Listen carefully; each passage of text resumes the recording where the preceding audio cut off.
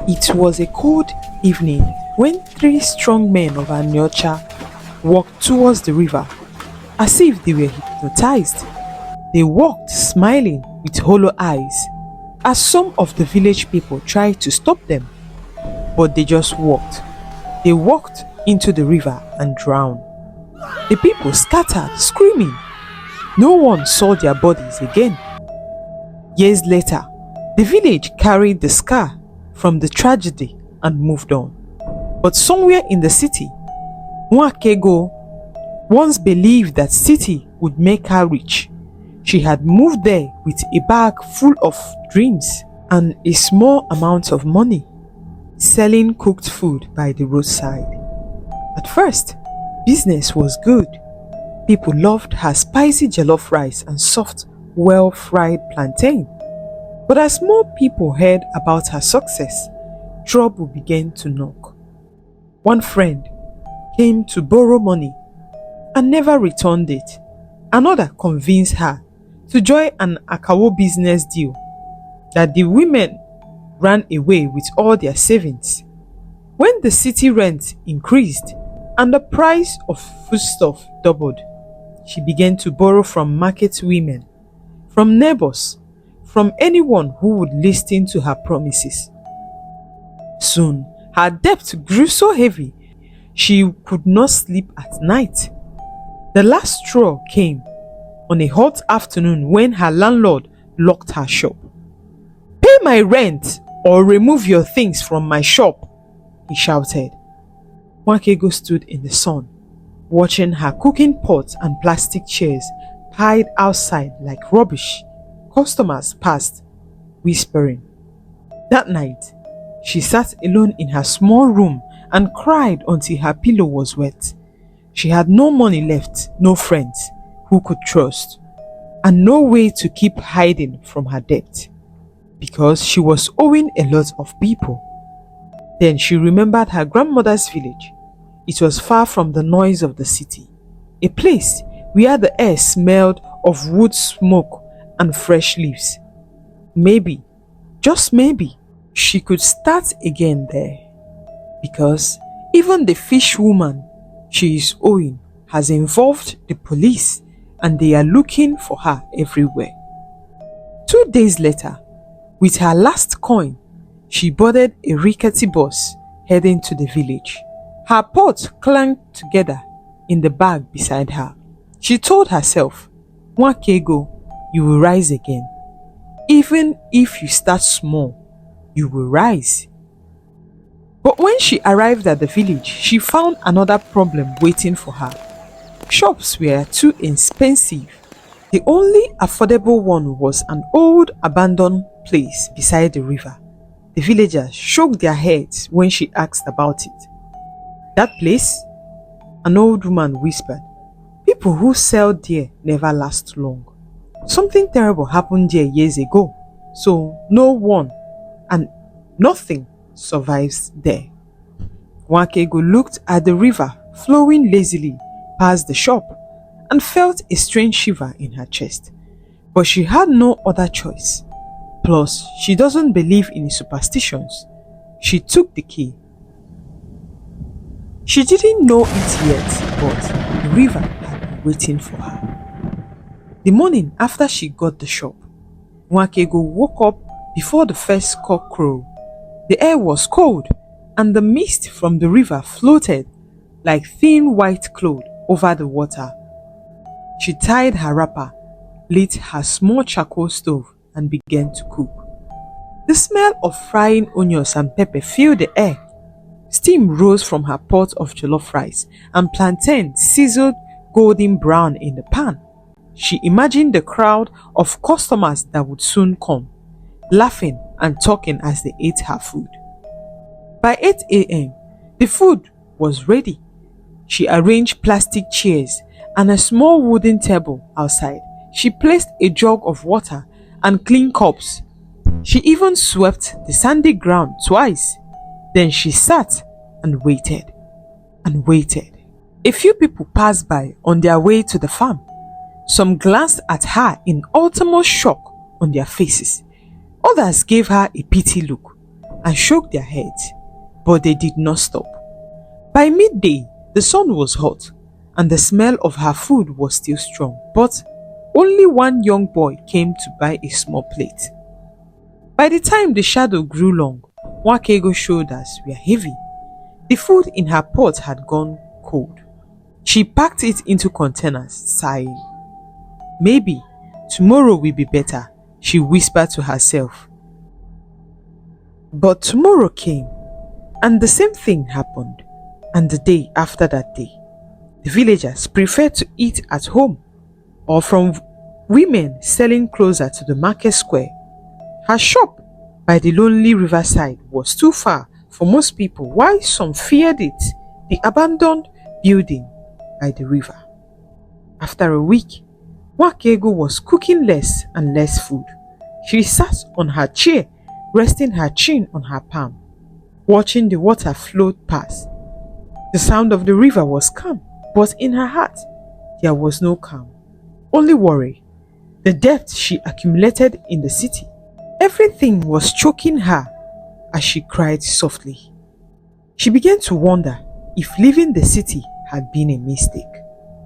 On the 8th morning of her riverside business, NigerianStory almost didn't light her stove that day.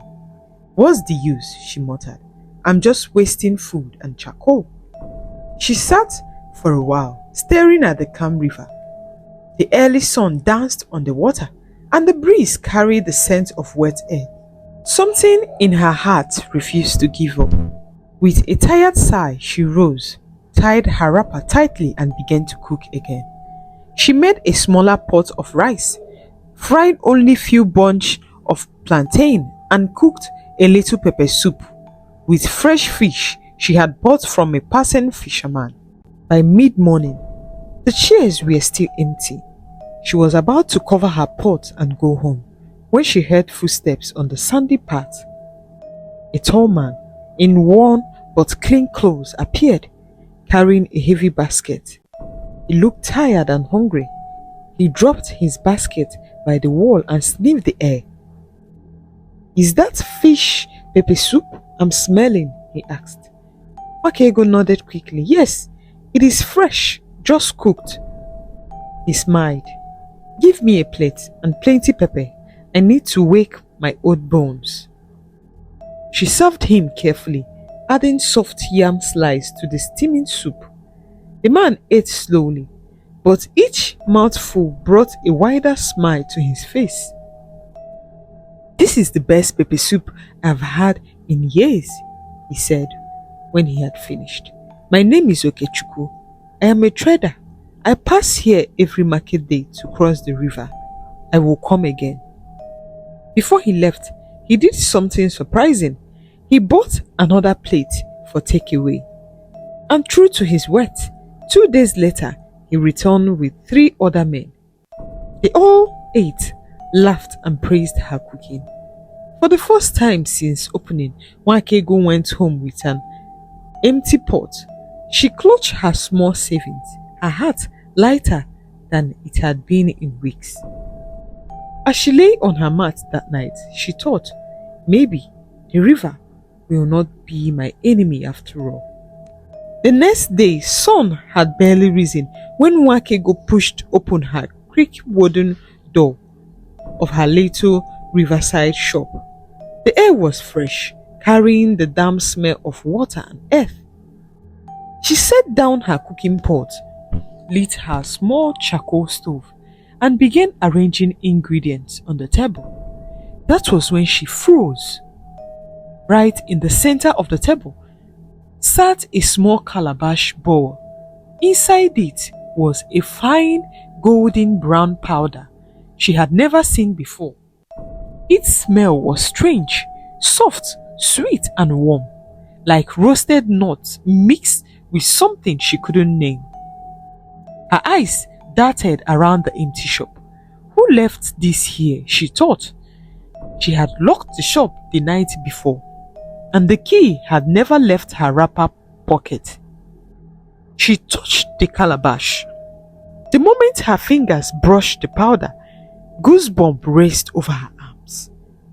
A shiver shot down her spine. Then, soft as a whisper, a voice slid into her mind. "Why don't you cook with it? Besides, it's harmless," the voice said to her head. Nwakego's heart pounded. She looked around again, but there was no one talking to her. Only the slow murmur of the river. She wanted to throw the calabash away, yet something about the spice pulled at her curiosity. After all, what harm could a little seasoning do? She poured some into her fish pepper soup, into her tomato stew, even into the egusi soup she was making for that day. When she tasted the first spoonful, her eyes flew open. Oh! It was like nothing she had ever tasted before. Rich, deep, alive, with flavor. Her mouth tingled pleasantly. As she stood there in shock, the sizzling aroma began to rise from her pot. An aroma so powerful it floated beyond the shop, coiling around the air like invisible fingers. It traveled over the river, through the narrow footpath into the ears of farmers, fishermen and traders. By the time she ladled the first plate, people were already walking towards the shop. At first, it was one man, then a woman with a baby, then two boys, then more people. Soon, the dusty ground outside was full of voice and footsteps. "Nwakego, give me fish pepper soup, 1 plate of jollof rice and plantain. Sister, add more meat for me." Her hands moved fast, scooping rice, pouring soup, frying plantain. It was not enough. She had cooked more that morning, expecting another slow day. Yet, the crowd kept growing, their faces full of hunger and delight. The sound of chewing, slopping and satisfied sigh filled the shop. Some people ate standing, others sat on the floor, and still more waited outside, drawn by the magical smell. By evening, the pots were scraped clean. Not a single grain of rice or drop of soup was left. Nwakego collapsed into her chair. Her wrapper soaked with sweat, her arms ached, her head was light, but her lips trembled into a smile.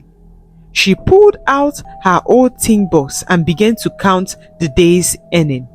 When she reached 750,000, she stopped, staring at the thick bundles of notes in her hands.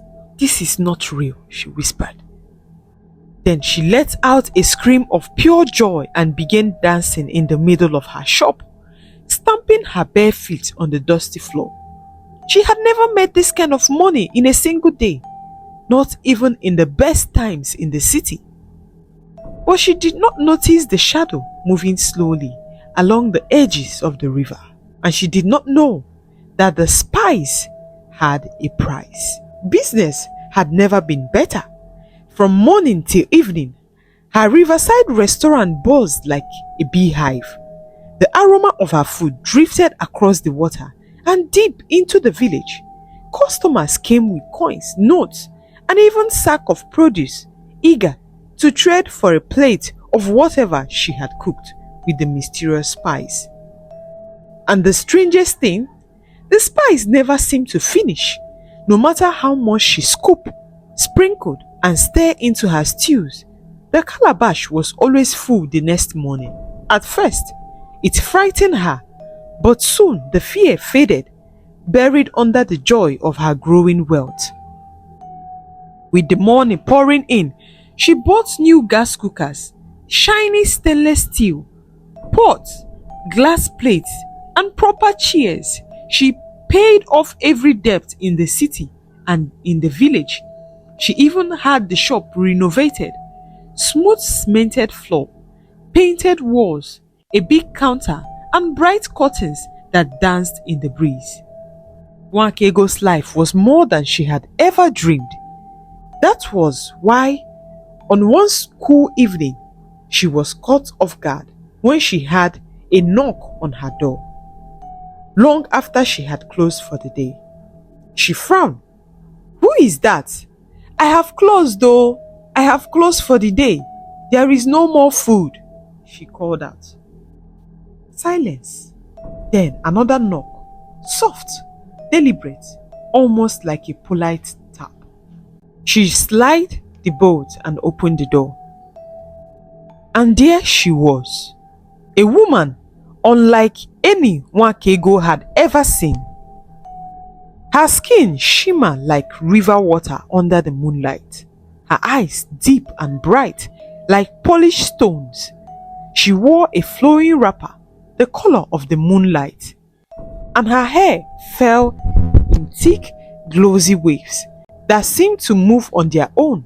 For a moment, NigerianStory forgot to breathe. Goosebumps rose on her arms. There was something otherworldly about her. The woman smiled faintly and stepped inside without waiting for an invitation. "So, you are NigerianStory?" "Yes," NigerianStory managed to say, stepping back as the woman's gaze swept over the shop. "My name is Omalicha," the stranger said, her voice low and rich like a drumbeat in a deep cave. "Tell me, do you like the spice?" NigerianStory's heart skipped. It's you? It's you! You brought it?" Omalicha's lips curved into a smile. Then she laughed. And the sound was not like any laugh NigerianStory had ever had. It was deep, echoing, almost as if the ground itself had joined in the laughter. "Oh, you thought all this was by your power? By your food?" Omalicha asked, her eyes glinting. "No, child. I only showed you what you can get and what you can become with my help." NigerianStory felt her throat tighten. "Why me?" she asked Omalicha. "I chose you because you were hungry. Not just for food, but for more. I can give you more. Wealth beyond anything you have ever imagined." She turned and fixed her gaze on NigerianStory. "I will give you only two options." NigerianStory's breath quickened. "One, walk with me. I will give you not just the spice, but others, each more powerful than the last. With them, kings will come to eat at your table, and your name will be spoken far beyond this village. Or," she paused, letting the silence stretch, "you walk away, leave all this, return to your life before." Her eyes swept the restaurant again. The big counter, the fine chairs, the smell of money still lingering in the air. "If you choose the second option, you will lose everything you gain from me. Everything." NigerianStory's lips trembled. She couldn't speak. Omalicha stepped towards the door, her footsteps soundless. She turned one last time, her eyes shining like wet stone. "The choice is yours." Then she opened the door and stepped out into the night. NigerianStory rushed forward. "Wait!" She pulled the door wide. The path outside was empty. The river whispered in the distance. Omalicha was gone, as if she was never there. That night, NigerianStory lay awake on her bed, staring at the ceiling, her mind spun. She knew what Omalicha was. Not a woman, not a human at all. She's a spirit, maybe, from the river itself. She had enough now to move away, to start a new life far from this place. She could even go abroad if she wanted. That was enough, wasn't it? She had paid all her debt. She is owing nobody anything. It would be nice and wise if she walks away. But as the hours crawled by, greed began to whisper in her heart. Why stop now? More money, more wealth, more luxury. Why will you stop now? The voice said. By dawn, her mind was made up. She stood by the riverbank. The early mist coiling around her feet. Her reflection in the water looked strange, eyes brighter, smile sharper. She spoke into the silence. Omalicha, I accept the first option. The morning after she accepted Omalicha's offer, Nwaokego opened her shop and found the calabash of golden brown spice gone. In its place sat 3 smaller gourds, each tied with a strip of deep blue cloth. A faint mist seemed to rise from them, and even without opening them, she could smell their different scents. One sharp like citrus, one warm like roasted maize, and one sweet as ripe mango. There was also a folded note written in a flowing, perfect handwriting. Use 1 spice for each dish. Feed them, and they will feed you. Each dish carried a different magic, and by the time the sun was fully up, the smell had spread beyond the river, beyond the village, calling around the roads like an invisible net. People came. They kept coming. By midday, the restaurant was overflowing. A chief from the next village sent his guards to order 10 bowls. A wealthy trader from the city arrived in a big car, stepped out and sat in her shop like any other man, grinning as he licked his fingers clean. In just a week, Nwaokego's name traveled far beyond the river. People whispered that her food could heal the sick, mend broken hearts, and bring good luck. Some came not just to eat, but to beg for her cooking water to take home. Money poured in, so much that she no longer counted it by hand, but stored it in a big wooden chest. Yet, small things began to happen. One night, after closing, she noticed that 3 of her best plates were missing. She searched everywhere but found nothing. The next day, it was spoons. Another day, a whole bag of rice disappeared, though she had locked it inside. She tried to ignore it. These are small things, she thought to herself. What matters is the money, the comfort. She built her own house. She bought luxurious cars. She wore the best fabrics in the village. At first, Nwaokego thought it was just a bad luck. A man who had eaten at her shop came back the next day complaining of stomach pains. Then 2 women from the next village sent word that they had fallen ill after eating her pepper soup. She stopped using one of the spices for a few days, hoping it would help. But the sickness spread. It was not an ordinary illness. The victims grew pale, their eyes sunk deep, and their voices weakened until they could barely speak. Then came the shadows. It began in the corners of her eyes, a flicker like someone moving behind her. But when she turned, there was nothing there. Some night, she would find her stool turned upside down, or the pot shifting slightly from where she left them. Sleep brought no peace. Her dreams were filled with dark shape rising from the river, their hands dripping wet, their mouths whispering words she couldn't understand. She would wake drenched in sweat, her own voice hoarse from screaming. But the day she drew the line was the day 2 men died. They had eaten together at her shops. 2 friends laughing and joking as they devoured her egusi soup. By evening, on their way home, they collapsed on the narrow road. One was dead before help arrived. The other died before dawn. The next day, 2 people walked from her shop into the river as if being pulled by something supernatural. The villagers tried to stop them, but they walked in and drowned in the river. The news spread like dry season fire. The villagers gathered outside her shop, their faces pale with fear. Some shouted accusations, others whispered, "History is repeating itself again." Nwaokego's heart pounded. What history? What are you talking about? But no one answered her. Their eyes avoided hers. Then the crowd parted, and the village chief's wife muttered, You should never have taken this shop, Nwaokego. You had brought back the curse to this village. Her legs gave way. She staggered back, shaking her head. No, no, no. And then she ran. She ran like a mad woman, barefoot, tears streaming down her face, through the dusty path, past the staring eyes of the villagers, past the market stall, until her lungs burned. That was when she collided with someone. A firm hand caught her arm.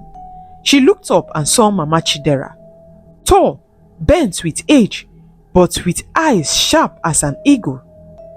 Some called her a prophetess, others whispered she was a prayer warrior whose words could call down lightning. Where are you running to, Nwaokego, my child? Mama Chidera asked quietly. I can't.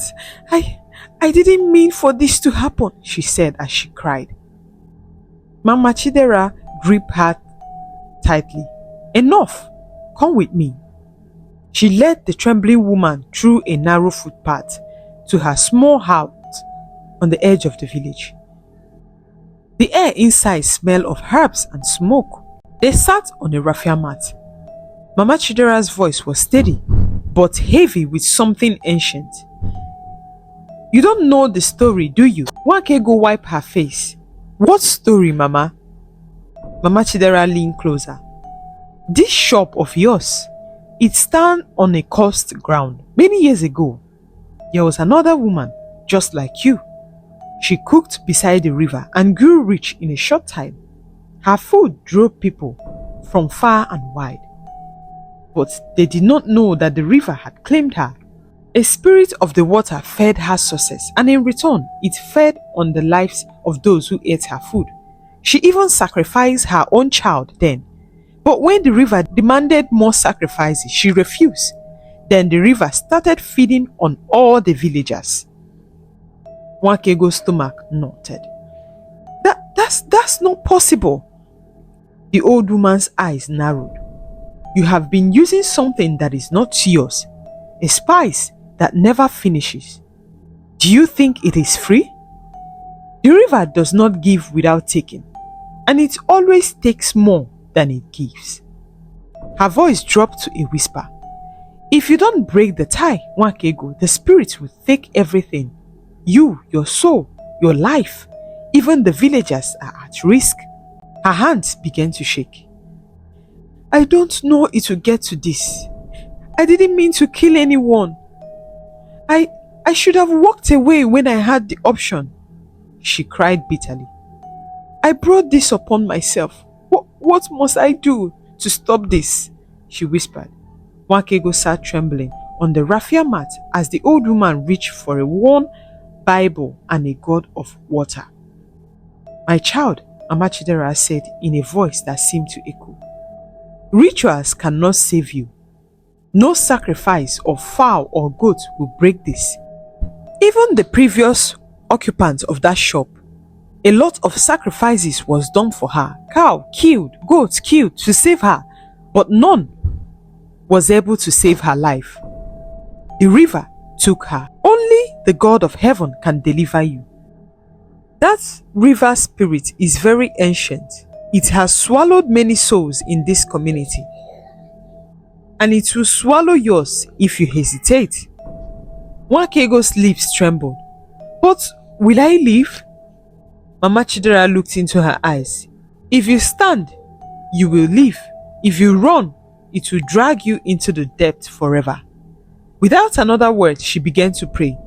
Her voice was steady at first, calling on the name of God, declaring that every chain on Nwaokego's life be broken. The clay lamp flickered. From somewhere deep outside, a sound rose, low, gurgling like laughter, bubbling underwater.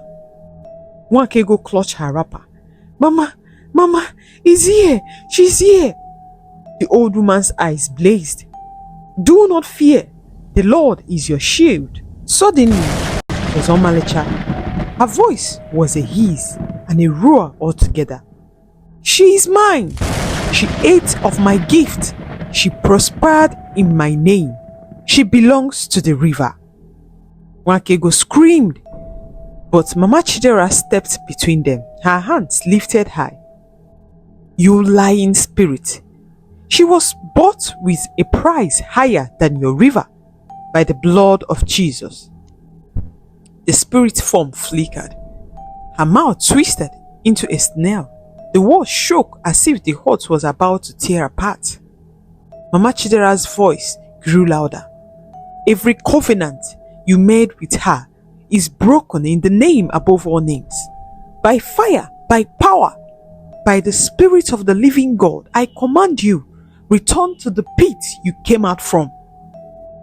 The spirit let out a cry so sharp it seemed to split the air.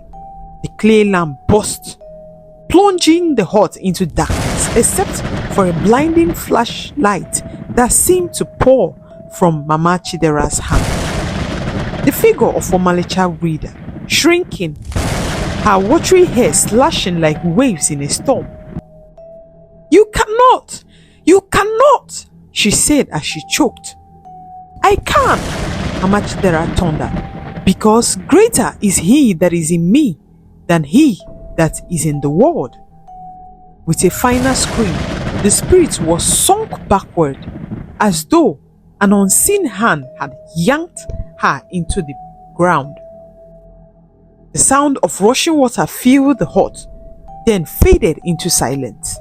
When Nwaokego dared to open her eyes, the air was still. The river spirit was gone. Mama Chidera sank into her seat, breathing hard. It is done. She is trapped into the river, born there forever. But remember, child, when you reject Satan, reject his gift.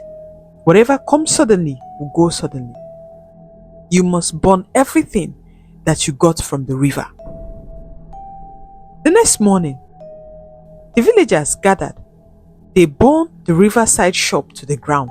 Even though the curse has been broken, no one dare build there again. The blackened ruins stood for years, a silent warning to all who passed that greed has a price. Nwaokego destroyed everything, her pot, chair and coin that had come from the river's wealth. She left the village with nothing but her clothes on her back. And yet she was free. When she returned to the city, she started small, selling roasted coin by the roadside, then a tiny food store. Life was slow.